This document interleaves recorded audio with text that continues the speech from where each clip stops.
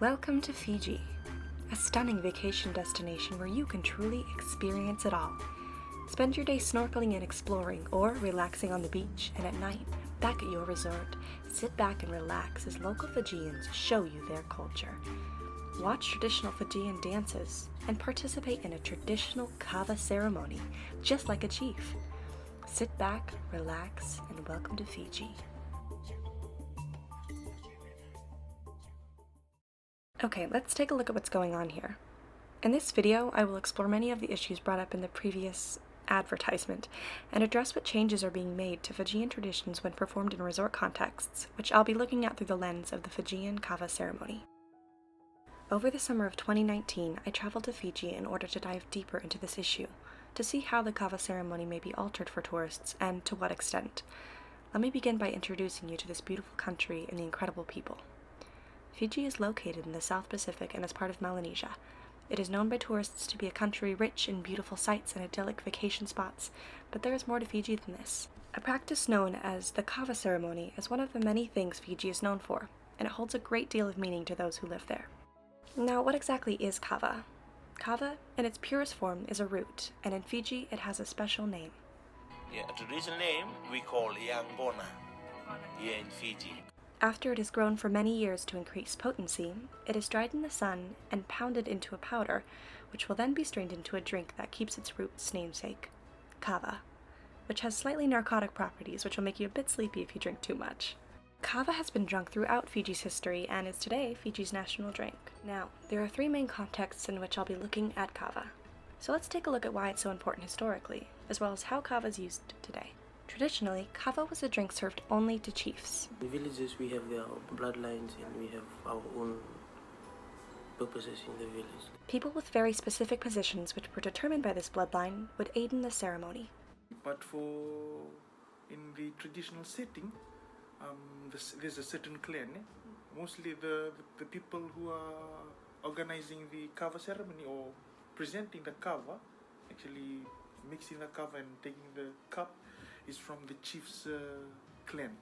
So I think historically it comes to the sense that they are protecting their chief so that it cannot be poisoned or... This traditional context was only performed by men and would only use women to chew the root to make the drink, rather than use the pounded mixture seen today.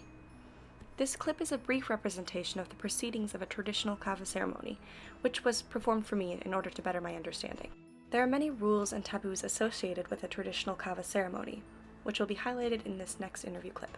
But during the kava ceremony, no one is allowed to make a noise. Only the certain people will be talking. The traditional ceremony is marked by this extreme reverence throughout the presentation.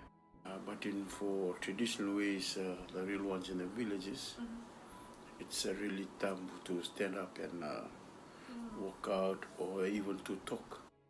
This idea is stressed yet again in this next clip. So in the traditional way, they'll all keep quiet when mixing. Like us, we do our own conversation. The traditional way where there's a chief sitting, they all keep quiet. Visual aspects of these traditional ceremonies were also very important to participants.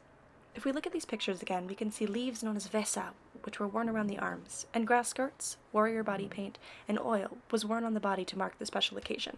The ceremony was used to honor and respect the chief, and was held as a very sacred occurrence. Today, kava is still used in very sacred ceremonies, such as the installment of a high chief, or to honor diplomats visiting the country, as seen in this picture. A semi-formal ceremony with a more Western-looking bula shirt and sulu will be performed at all celebrations, including birthdays, weddings, and funerals. Most commonly, however, kava today is used very casually and is drunk every day, everywhere. You can see kava in the home, being sold by the bowl in the market, and anywhere in between. This more casual drinking is known as a kava session. It is used to build a sense of community and strengthen social bonds by creating an environment for talk and relaxation. These next few clips might paint a better picture. I finish work and we chill out. Conversation, you wanna clap? Yes or no? Up to you. That's a conversation. Yeah, Kava ceremony, you have to all follow all the procedure. Like clapping, cheers, bula. You know, when you drink traditionally, it's really respectful. Yeah. Nowadays, this generation, we just live anyhow. It's kind of different when we present it in the villages nowadays, with everyone dressed up normally, as usual. So this is all modern nowadays. While some traditional aspects are still seen in the Kava session, such as this opener, That means the grog is ready. these more traditional rules drop away, and Kava in this setting is simply meant to be enjoyed. The Kava ceremony is seen in resort settings as well. These ceremonies function as entertainment for tourists while being framed as a way to learn about Fijian culture. These ceremonies often focus mainly on the visual aspects, and pull many of these visuals from the traditional Kava ceremony. These ceremonies are reminiscent of the very traditional ceremonies in the visual sense, but take on many characteristics of a more casual Kava session, creating a sort of hybrid ceremony, which can be seen through the breaking of taboos such as moving and talking. These ceremonies exoticize the visual of the traditional Fijian ceremony, but do not hold the same meaning when in this setting. To Fijians, this is not considered a, quote, authentic ceremony, as this is determined by who is performing the ceremony, who it is being performed for, and why. Tourism and resort websites use images of, quote, traditional Fijians in an attempt to lure in visitors, while also perpetuating an idea of something exotic. In resort settings, the meaning and determination of authenticity, it seems, is derived wholly from tourists and the expectations they bring into Fiji. Like it's more of advertising. I think in most of the brochures they will be seeing Fijian men in their traditional attire. I think in the brochures and even posters and the website. So I believe it's for advertising purposes. What makes Fiji like what they are portraying. Because of this, resorts portray what tourists expect to see. Now, to the tourist, authenticity comes more from the visuals and what the presentations look like, whereas Fijians find authenticity in the meaning and historical significance of the ceremony.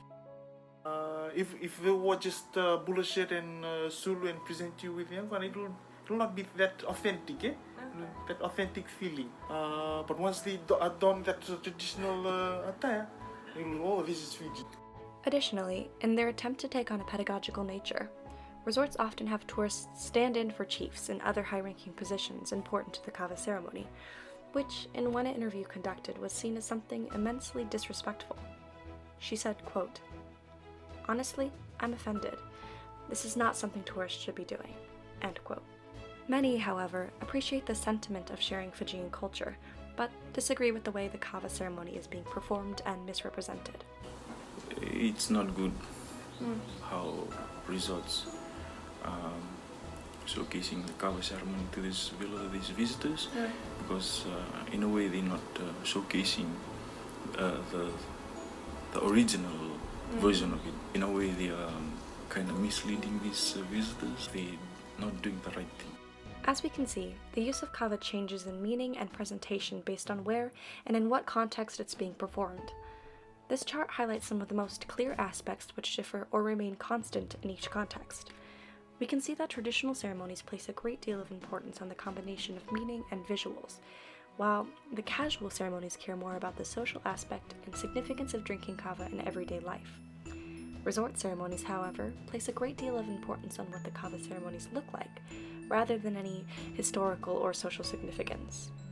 According to some, these resort ceremonies are often simplified, omitting aspects of importance that might not be appreciated or understood by tourists. Because in a resort, I think they just try to make it the more simpler they can, so that visitors can be aware of what's going on. So it's a way like we are keeping our culture. But another disadvantage of it is like we don't have a value for it like we used to have. I think it takes away the whole purpose of presenting the Kava ceremony. What tourists see before they visit Fiji seems to dictate their expectations based on what they see in advertisements they are presented, much like the one at the beginning of this video.